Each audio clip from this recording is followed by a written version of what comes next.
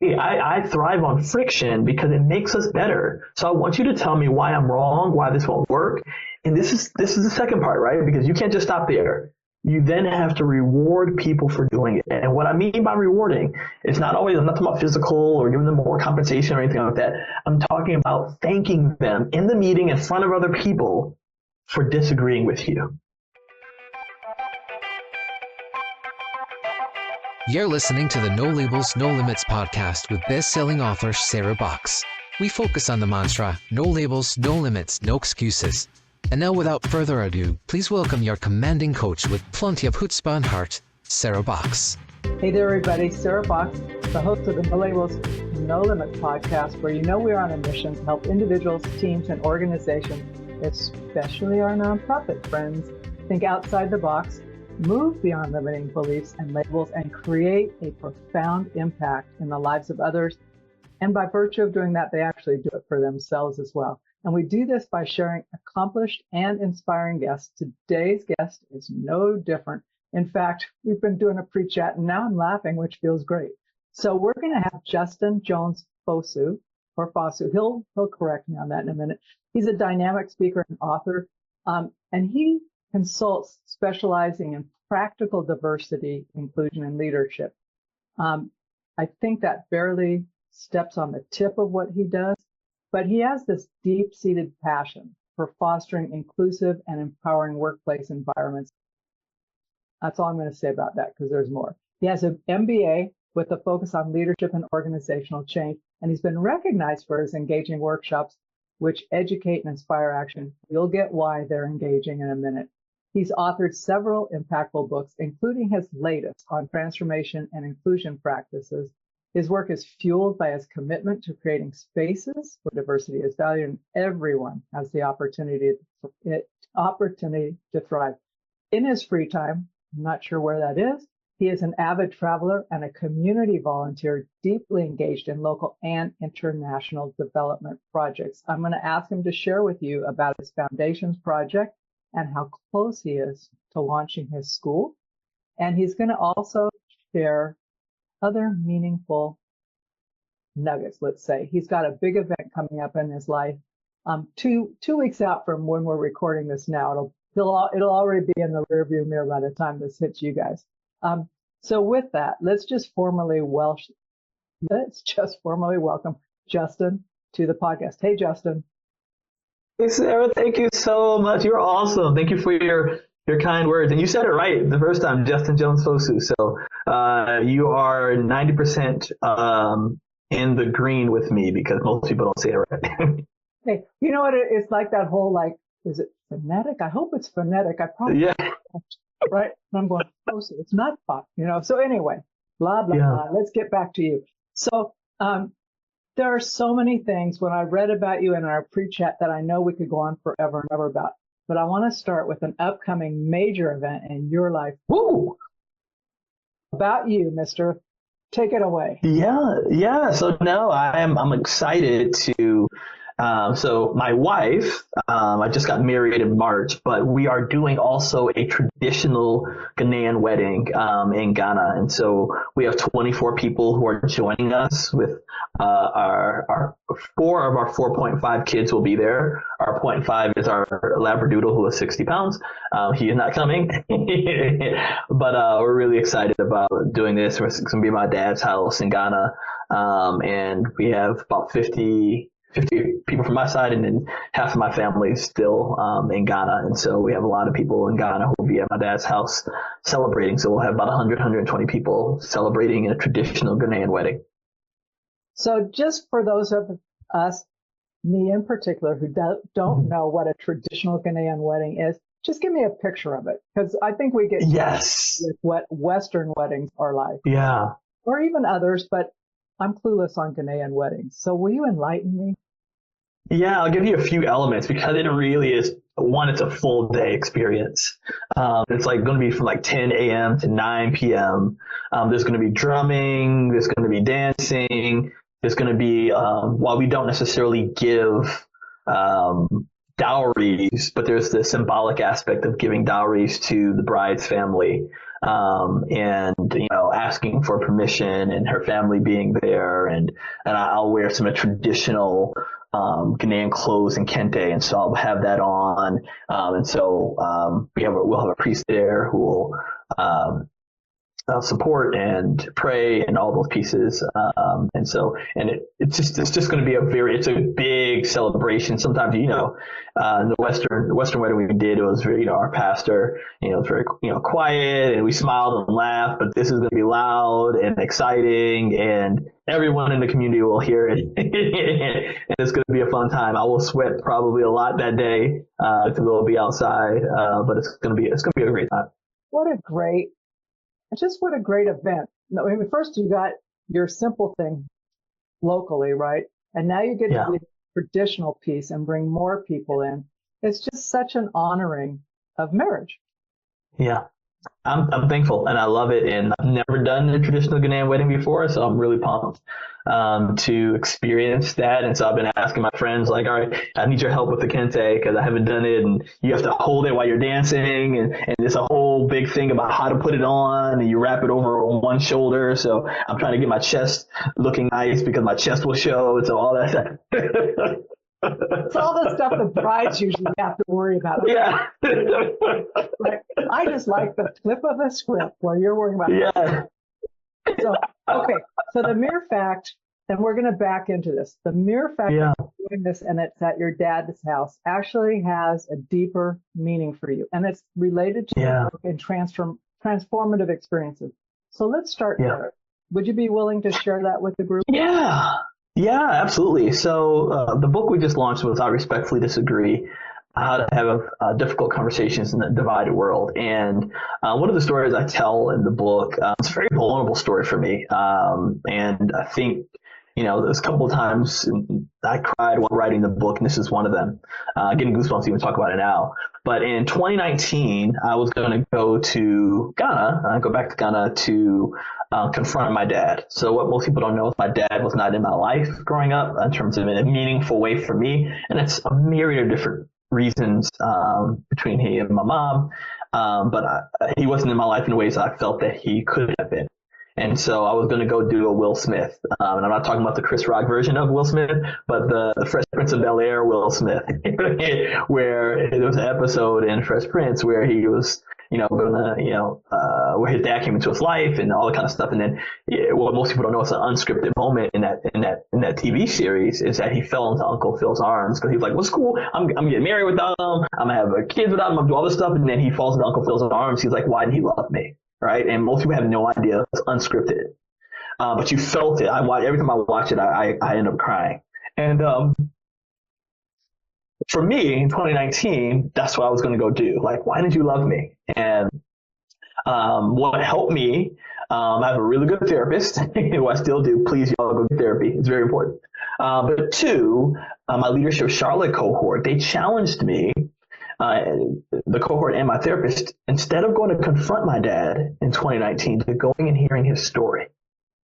And so as I went and chose to seek understanding and to learn about my dad's story and what happened in his journey and his life, I learned so much, Sarah. It was so phenomenal. And I better understood how he got to the place he got to, right? In terms of, even for me, in terms of why he may not have stepped up in my life. Now, I left that, I still disagreed. And wished that it could have been a different outcome, but I better understood how he got there. And that is what respectful disagreement is all about. Now, what I didn't realize is that in that moment where I chose to forgive him, because forgiveness is a power of choice, it's up to us, I didn't realize I was holding back so many aspects of my Ghanaian heritage because that's what he represented. And when I forgave him, there was this overwhelming sense of my heritage that washed over me that led me to want to bring people to Ghana for them to experience it. So we take people once a year to Ghana now. It led me to starting a foundation that's supporting educational initiatives on the continent of Africa. We're starting right in my dad's home village. And it's even symbolic that we're doing the traditional wedding, to your point, at my dad's house, because this would not have happened 5 years ago. it's powerful when we allow ourselves to have what is ours, which is not holding stuff in us that isn't ours to hold, right? Yeah. So that whole seeking to understand it's not just theoretical, it's really applied. So Yes. in your book, when you talk about how to have difficult conversations, how do you apply that at an organizational level? Yeah. Oh, it's huge. I mean, sometimes people think about difficult conversations, they automatically go to the societal big stuff, right? Like abortion or gun rights or a myriad of different things, women's rights and things. But this is also about projects and project teams and budgets and which initiative are we going to, what innovation are we going to lean into? And so a lot of the examples we use are actually workplace examples where people are working together. And so let me give you two different ways to approach it. One is the 5 pillars apply to workplace scenarios. And quickly, the 5 pillars are challenge your perspective, be the student, cultivate your curiosity, then seek the gray, and last but not least is agree to respect. And all of those things can be done within the context of organization. Now, one of the interesting pieces that we found in a lot of organizations and even teams that a lot of people struggle with, because we initially wanted to solve the issue of disrespectful disagreement and helping people to have more moments of respectful disagreement. But Sarah, we didn't realize there was a whole other category that we were missing until we dug deeper into the research. And that was an area called disrespectful agreement. And disrespectful agreement happens mainly in 2 ways. One way is a person that says, Sarah, I think that's a good idea. But then outside, I'm talking to Beth and I'm like, I don't know what Sarah was thinking, right? Because I've agreed with you in the moment, but behind your back, I'm saying a different thing. And a lot of organizations, unfortunately, are still dealing with and struggling with this. The second piece of that is where maybe a person, when they grew up, they were told that children should only be seen and not heard. And so they feel like conflict, even if the leader creates an environment that's open for dialogue and difference, they feel like saying anything against what the leader has said doesn't work because they were taught, I'm just going to keep quiet. So they end up agreeing by their silence, even when opportunities are given for disagreement. And so they disrespect themselves and others in not sharing their truth. So ways that we can do that, it's just a myriad of different ways. I want to give you the overview, but it works in organizations in the same way it works in the community. Okay, so sweet. You picked one of my favorite, well, actually both, because I see them play out differently in different ways. But the first one you talked about is where I agree with you publicly in a meeting, and then I go outside and I basically badmouth you, right? Yes. Parking lot conversations. So if you're a facilitator, just watch what happens when people leave the room. Right? Yeah. So let's start with that one first. What do we do about that? Do we call people on it? What do we do? Yeah. So if we are the person, right, we give this example in the book of, this gentleman who's on a project team with this woman, and they're engaging and they're in the project team meeting. He's like, yes, I'm with you and for you. And then she hears behind closed doors that he says something different. And she's ruminating over this because it's bubbling up, and now she doesn't trust him. Now she doesn't value his perspective. She's thinking like, wait a minute, we worked all together. What have you been saying all these years? And so it's important for us in a safe place. And when I say safe, it means when we are emotionally safe to be able to share in a productive way. And I tell people to do the 2 statements when we're giving feedback to someone else. The first thing that we do is ask to give feedback. So imagine this guy is Jim. I'm like, hey, Jim, do you mind if I give you some feedback about a recent meeting we had and something I heard? And then wait for him to respond, right? Why that's important is because physiologically, we don't set people up for the ability to receive what we're getting ready to say. And we end up just jumping right in. And what normally happens is people's defensive walls come up and we're wondering why they're being defensive, right? So the first thing is to ask to get feedback. 95% of the time people say yes, right? The 5% we can talk about later. Once they've opened up, you now assume positive intent. even if you feel like 100% they didn't have positive intent. And you not only assume, but you communicate positive intent. I know you may not have meant X, but I heard that you said you didn't agree with my assessment of our project and our initiative. Can you tell me a little bit more about that? Now you open up for the person to be able to share and to explain their perspective and to be able to engage. So I do believe that we should address it, but address it in a way that's going to be productive and healthy.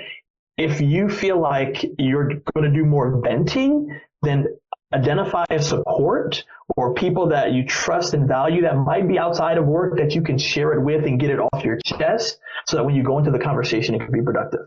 Now, if you're the person receiving this because you did it, and even in my example in the book, I talk about what he didn't want to break her spirits. He didn't want to break the motivation she had in the meeting.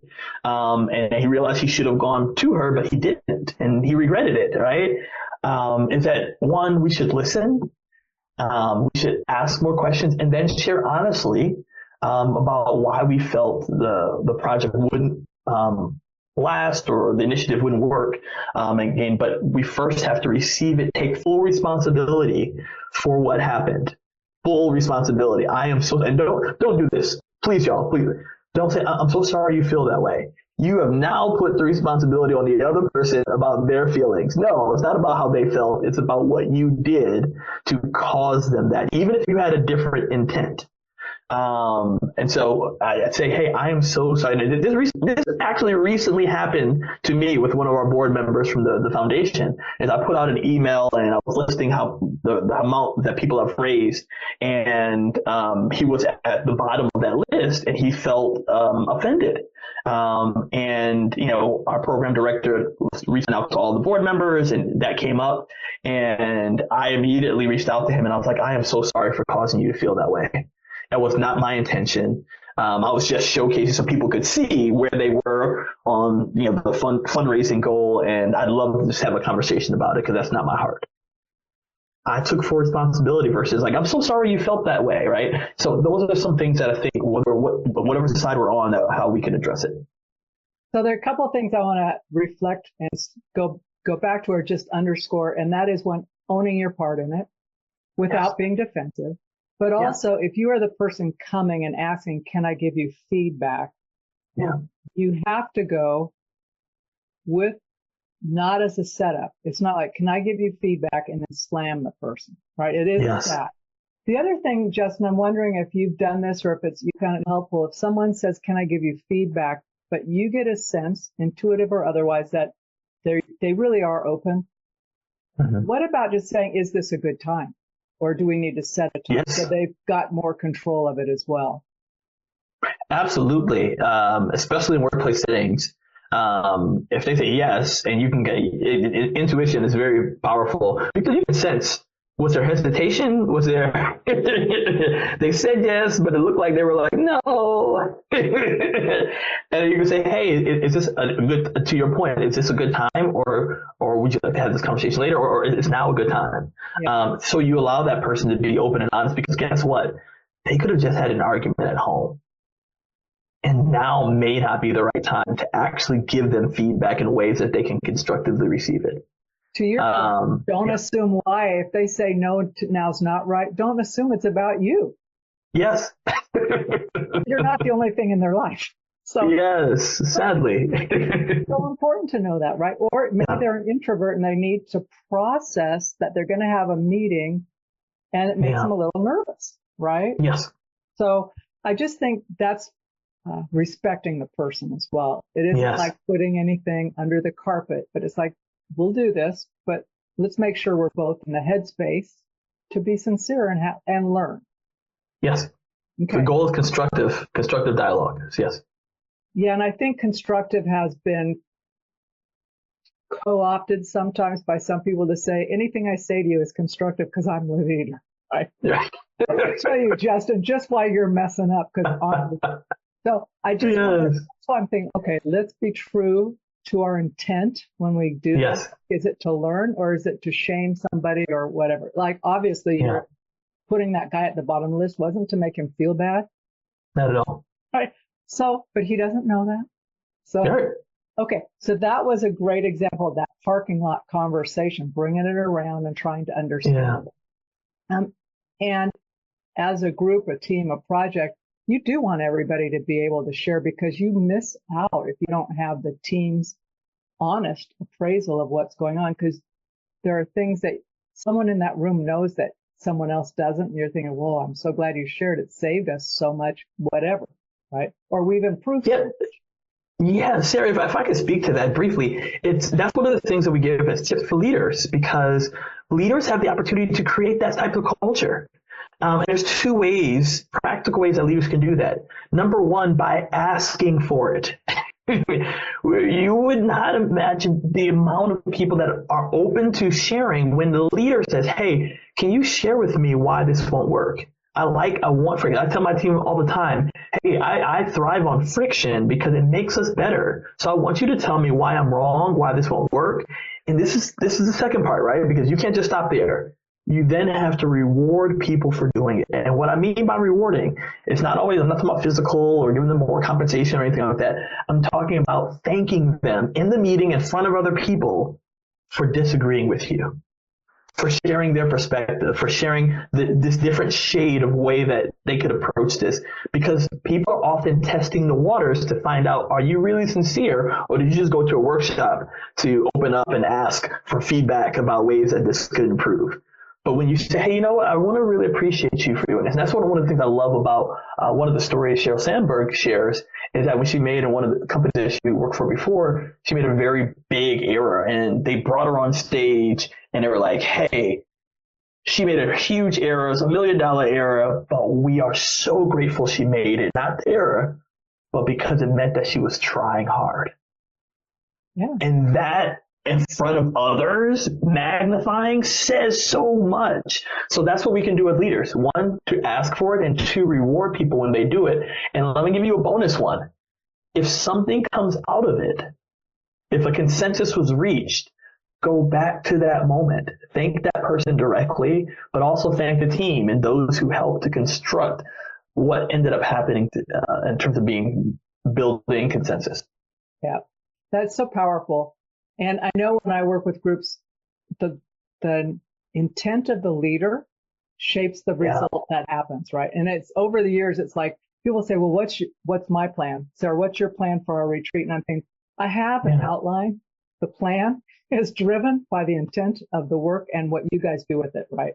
I'm not in here to say it fits in this box, because I don't know. That's good. That's really good, Sarah. But you have to be sincere about it. And if you're nervous and you're uncertain, that one thing I do know is I will always reach the right outcome, because I'm willing to see how it emerges. But there was a time in my life, it's like, no, here's the things we have to check off, right? Otherwise it's not successful. And that when you get the group involved, always works. It just does, because they created it. They came up with it. And if you're bringing your business acumen, or in your case, what all the experiences around it, you can help shape it. But you don't have to do the heavy lifting, because they're there for a reason. Can I ask you a question about that? Because I love what you just shared. What do you think was that transition moment for you? Because you said you used to have to check off all the boxes, and now you just kind of let it flow, right? But what was that transition moment where you finally kind of let go and said the outcome is going to be what it is? Well, first of all, when you have to have it your way, it's super stressful and it burns you out, right? You're trying to control for variables that you cannot control for.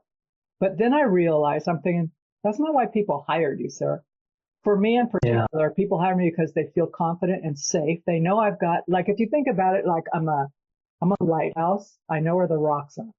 So if you want to go this way, I'll keep you off the rocks. But I also understand what they need to do with the work when it's in. To your point, it's not just a workshop to feel good or a retreat to feel good, because they're there so they can carry it forward into business, in particular their nonprofit work. So when I started just going, wait, their team are experts in what they do. They are. I'm not there to teach them how to do their work. So I just thought, okay, let me ask the experts, and be it with that curious mind, like you're talking about. Like, don't ask it as a setup, but like, Sarah, what's from them? So what's fun is I know if I'm nervous a little bit, the right spot because I don't know. Yes. Yes. I don't know. I love that. I love it. Not always, but I always Yes. watching the process unfold. So over the years, I've just gotten to this place where I can kind of detach. I see myself doing the work and then I detach. I'm going, what if this didn't work out? Yeah. What could happen here? And then it gets so easy, Justin, Yeah. if I'm documenting, I'm paying attention, it all wraps up. But I have learned so much. And then the more time, we've got these whole age multi-layered and cultural multi-layered. And so I'll give you the short story about where this is. So I assume, right, I've grown up, I've had this traditional work life where I've started my own businesses, work corporate, nonprofit, and then gone out on my own. And so I have my mentors from years past. And now I look back through their eyes, I'm thinking, man, I was smarter than I thought I was at that age. No wonder they gave me the rope, right? Like, Yeah. And so I look at some of these, I mean, they're young and they're new in what they're doing, but man, they are sharp. And I love that, right? So that inspires me to keep going and ask questions. But I just sit back and I'm amazed at like all this creativity that comes out that is focused on the mission. So That's it's awesome. it's not just a free for all. It's like we're heading somewhere, but I honestly, I don't care how we get there. I just want to get there. And I want to get there in the way that best serves the people, right? That's good. Does that make sense from where you're at? Perfect sense. Yeah. I'll take better sense. Thank you. Anytime I'll take your coaching. No, I love it. I'm just always fascinated by people's transition points, right? That's why I love my MBA in change. Like, what was that catalyst of change that shifted from that? So you sharing that was really fascinating. It was being dishonest to myself, like figuring I could fit into a mold someone else had said about this is how you work with people, to going to the intuitive part that says, yeah, that does work. It just doesn't work for you. Right. So, anyway. Thank you for sharing. And since that point, it's felt lighter and better. That's awesome. But I want to ask, will you talk about your foundation? Because a lot of people say, someday I wish I could do something like that. You didn't say someday, you're doing it. Yeah. How does that play into everything you've got going on? In a lot of stuff in my life, to be transparent, it's been accidental. I haven't always planned out, but I've been observant of what's happening. Right, to your point of like the outcome is always the thing that happens when you just come from a good heart, a good intent. And when I forgave my dad, I remember that year I went over and visited the school in his home village, and I fell in love with the joy of the students. The joy was there. They were under-resourced. The classes were overcrowded. Some of the classes were under trees. There's holes in the roof. The learning was challenging because there wasn't a partition of walls so that the classrooms could hear the other classrooms and all these things. And I was just like, I have to do something. I have to serve, right? I have to, I want to utilize my resources for good. And so I asked, the headmaster and headmistress, what could I do? Because I remember that was important. I remember reading a book back in the day called When Helping Hurts, and that we sometimes can go and assume we know what they need. And I was like, no, I'm not going to do that. What do you need? And at that time, they were like, hey, we need 90 dual desks. And they asked me in 2020, and I'll be honest, I was like, I'm not sure, because I asked them that question before March. It was January 2020. Before the shutdown? Before the shutdown. And I was, in that moment, I didn't know if I was going to have a business like several months later. But very fortunately, things turned around for us in our business, and we were able to provide them 90 dual desks. And then we asked again, what else do you need? And they said, clean water, because the students were walking 2 to 3 miles just to get clean water. And so we launched the Clean Water Project, and in January 2023, they had access to clean water right there on the campus. We did a water borehole, all that kind of stuff. Now, this is where the accidental part comes in. When they were doing the thing for water, the Ghanaian news came, and they wrote something up and put it in the press, and they called us Work Meaningful Foundation. Now, I didn't have a foundation, wasn't planning on doing a foundation, right? We were just giving money from our business, which is called Work Meaningful. But that planted a seed in me, and because the next time I asked them, what do you need? They said, Justin, a school building because the learning conditions are horrible and we need more space. And really there's 2 to 3, and there still is 200 to 300 students, which is our big goal, who can't go to school because they can't afford it. And so I asked, like, all right, how much does it cost, right? And they were like, for a year, per student, it was like $30. I was like, so are you telling me that $9,000 would allow for 300 students in this village and surrounding to be able to go to school? I was like, I wanted to write the check right then. But then I had to ask myself strategically, but where would they go? Where would they go? And so strategically, it was building the new 2-story middle school first. And so that became the thing. But I realized I couldn't do that on my own. I couldn't just write a check for my business. You know, that was a 6-figure project. So I was like, all right, how do I get other people involved? And that was really tough for me, Sarah, because I don't like asking people for help. I don't like asking people for money, especially money. And so that opened me up I had to get over myself to be able to do that. And so then we started the 501c3 and got a board and foundation. And then we made a couple of truths. Number one is that our board would be 100% giving board. Number two is that we decided to be 100% giving in the sense of like what people gave, 100% of it would go to the initiatives. Because for our business, Work Meaningful, we're doing a 5% pledge. So 5% of our profits goes towards the foundation and covers all administrative costs, all the website staffing, all that kind of stuff. And that's what makes our work meaningful. So every presentation, book sale, all is something that's super meaningful. And so that's how the Accidental Foundation came about. That's a book name, The Accidental Foundation. Well, you're Yeah. doing everything right. But the one thing, Justin, how did you get over or more? Did you make friends with your resistance to asking? Yes. And what helps, I'm still not 100% there, right? I've gotten better. Is I keep going back to the why. Why am I doing this? And I go back to the students and I look at the pictures with the students and I look at the videos of the students and I look and I'm like, this is for them. This is not about me. And so that's the reminder for me in those moments where should I ask? Should I post it on social media? Most people don't really like those posts where you ask to put up some money. I'm going to text friends. I mean, and the worst people can say is no. What I realized, I've become more willing to do that than even the stuff for my business. We do more of a pull strategy for our business. We put out good content, good work, good things, and so word of mouth that kind of happens. And so I don't have to do a lot of outreach that people don't know me. So I'm very thankful for that, but I have to do that a little bit more with the foundation. And so the why is the thing that keeps me going. I mean, and that better be the one I go to. I wrote the book called Your Why Matters Now. And so for me, that's been a really helpful moment. Can I offer you one more reframe on that? Please. When you don't ask people, you take away from the rest of us the opportunity to give and share. And if you don't ask, we don't even know it's a possibility. So when I shifted my mind from like asking is really helping people because they want to contribute, but they don't know how. And you know how. You've got some tangible ways. You have some kids you know will benefit and a community you've already benefited. I mean, and it's really common. People don't like to ask for help. And it's drilled into us, be independent, which is great. But sometimes we all need help. 100%. And to get over because I'm a very observant person. Yeah. And one of the things I've noticed is that there's a lot of charity fatigue that's out there right now.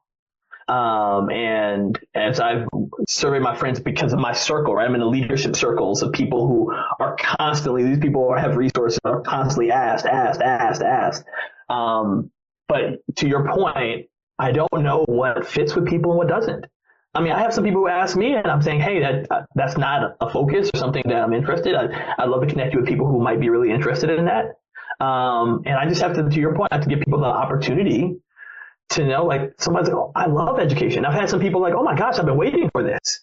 Yeah. But had I not asked, I would not have known. And I have to be okay with the rejection of people who say, hey, that's not a focus of mine. I'm putting more of my focus on domestic violence. And I have to be okay. Like, okay, you have your thing. That's great, right? You don't have to always support my thing, right? So to your point, yes. That's powerful because you're going to run into someone in the future who says, I really want to support domestic violence, you're going, I know someone else who does that. I connect you with them. Yes. Yeah. I mean, it's just about us connecting, and just, Yes. so I'll know Justin. And if someone said, Yeah. I'm looking at a way to resource an under-resourced school where I know blah, blah, blah, blah, blah, I'm thinking, well, let me connect you up with Justin, right? Yeah. Because there's your guy. So if we don't ask, we don't know. And if we, I agree. for me, and I say these things because I've learned them personally and watched, like when you talk about like talking with your dad, maybe the outcome wasn't exactly what you thought, but it changed you. That's the whole purpose of going through life, is to grow and learn and change. And so you ask, it's not the end of the world to get turned down. It isn't. You'll feel okay. Not right maybe in that moment, but you'll feel okay. And that's why therapy is important, Sarah, because it sounds really good to say that, but for people like me who struggled with rejection, it's one of the most terrifying things. And so my therapy, for me, coaching's been helpful. It's that outside person that can say, let's look at this maybe through a different way and try it as an exercise, not as the end of your life if you don't get it the way you want it. Yes. No, so 100%. I'm a fan. I still remember some of the wise words. Like, get over yourself. Just oh, and I'm not 100%. Making light of it, but it's powerful. Yeah. So I'm amazed about what this is. I just want to ask you, like, you're touring and you're doing this book thing. You're going for your wedding in Ghana, and then you're coming back to your book tour, building the school. Go to the end of this year, the end of 2024, assuming no world catastrophes. What would you like to have said, over the last few months? We got this done. We are so super, whether you did it on your own or in colleague with many other people. Yeah, so 3 things come to mind, right? Because I've been thinking about this quite a bit. Number one is that, me and my wife have started having a successful blending of our family, right? That's the number one and most important thing, that we've been blending, caring for the kids well, caring for each other well. And so moving forward towards that good blending, right? It's going to be hard and challenging, but it's going to be so worth it. And so that's number one. Number two is that we have finished the school. We're about 20,000 remaining to raise, and we've already asked them what do they need beyond this, and the next thing is a technology lab. Ideally, we'd have not only finished the school this summer. We have a big gala in Charlotte that we do, but that we have been started work on the technology lab that will go in the new 2-story middle school. And number 3, that we would have saved a lot of relationships. And what I mean by that is not just in terms of the significant other type of relationships, but work relationships, community relationships with our work, and both on a respectful disagreement. Being in the U.S., an election year, I'm excited to give people tools and frameworks to have better conversations with people that disagree with. What I've seen in our society, I would discipline my children for. And so I'm hopeful and excited to help in any way to make progress toward this principle, that people would progressively get better. Not perfect, because I'm not perfect. I still disrespectfully disagree at times, but I'm getting better, and I'm faster to apologize as well. So those are the 3 things I would really see. Okay, so for folks, and we talked about this in the pre-chat, and then you just mentioned it. So for folks who are unfamiliar with the story of the tortoise and the hare, talk about that metaphor and how it's sustained you in your work and how it helps other people that you share that with. Absolutely. So it's one of my favorite fables growing up.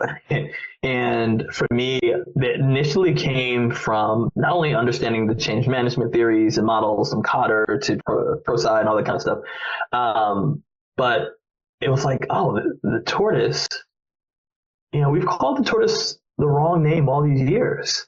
And it hit me one day, especially when I was doing the work around inclusion. And I was like, we've called the tortoise wrong. The tortoise wasn't slow. The tortoise was strategic. We only called the tortoise slow because we compared it to the hare. And I was like, my goal, my challenge, not only in inclusion work, not only in meaningful work, not only in respectful disagreement, is for people to be tortoises. And so that's one of our company values, is called Be the Tortoise. And when you're being the tortoise, for those who don't know the story, the tortoise and the hare are getting ready to race. And, the tortoise is getting ready and the hare is like overconfident, like, I got this. Of course, I'm faster. I can zip, zip, zip, zip, zip, right? And so the gun goes off, boom, right? The hare bolts off, right? And it's leading, killing the game. The tortoise is slowly moving forward compared to the hare. But the hare is like, wait a minute, I'm good. So the hare gets distracted, says, I'm going to take a nap. Goes, takes a nap, and wakes up, and it's like, wait a minute, where am I? And then, oh my gosh, it looks up and sees the tortoise getting ready to cross the finish line. And so it immediately tries to rush to get to the finish line, but by then the tortoise has already won. And the moral of the story that they've given, the Aesop fables, is that slow and steady wins the race. And I'm like, no, it's not slow, steady. Consistent and strategic wins the race. And so that for me has been a metaphor of how we grow. Is I've seen a lot of hares in our society. I've seen a lot of people that initially looks really good, but there's no long-lasting sustainable growth. That the change initiative is done. It's like, let's just throw up this. Let's change the mission statement. Let's just hire this new person. Let's just do this. Let's just change our social media profile. And there's no long sustainable change. And so my challenge to individuals and our corporate and organizational clients is to be the tortoise. Now, the retort I often get back is, well, we don't want to be slow. And that's where I'm challenging the frame of reference, is that the tortoise isn't slow, the tortoise is strategic. Because I'd much rather have a person, an organization, a team, that while it may look like it's taking longer, that they actually, in 5 years, have strategically built upon a solid foundation that others have given up on in the first 1 to 2 years. Justin, I think that's a great place to wrap the interview. So listeners, this is what I'm asking you to do. Consider where you or your team have shown up as the tortoise or the hare. No judgment, but we would love, Justin and I would love to hear that. If you can post it wherever you're listening to the show in the comments. If you're watching on YouTube, put it in the comments, because I think it'd be interesting to see, okay, where have we shown up? I know where I've shown up in both categories and where I've benefited. But we would love to learn from you, your experiences of being either the tortoise or the hare. So Justin, thank you so much. This has been super fun. I've been looking forward to interviewing you ever since I got some info on you, and you did not disappoint. Thank you. What did you enjoy about it, if you don't mind me asking? Your energy. I love your energy. I love your laugh. I love your openness. Your heart. Your heart just shines through, Thank you so much. And next time we talk, let's talk about your Labradoodle. Yes. Chase, my Chasey Poo. Yeah. All right, everybody. We will be back next week with another episode. Until then, do well, be good, show up, and respectfully disagree with the right intent. You've been listening to the No Labels, No Limits podcast with best-selling author, change agent, and strategic business coach, Sarah Box. You can grab the show notes and find out how to work with Sarah at sarahbox.com/no labels, no limits podcast. We'd love this podcast to reach as many people as possible. Please remember to rate, leave a 5-star review, and share the podcast with someone you think would get value from this conversation. Till next time, keep taking those daily action steps to align your purpose to your principles and achieve your goals in business and life.